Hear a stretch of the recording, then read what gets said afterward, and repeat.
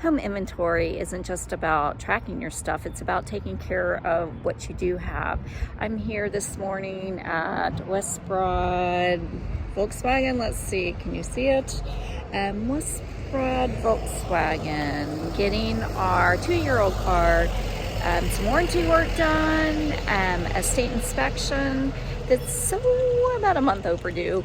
I'm getting that taken care of, and one of the things we do with our vehicles is we keep track of all of the maintenance and repairs that we have done. We keep the receipts in home inventory, so is able to see what has been done before we actually have a second issue, or the same issue a second time. So I was able to provide them with the documentation, and they're working on it now, which is great. They're going to have it all fixed up for me here in about 30 minutes.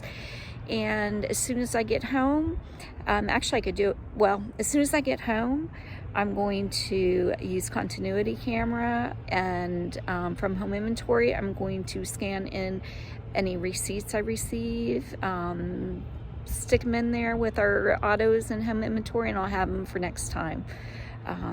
Be safe, take care of what you have, and we'll talk to you soon. Bye now.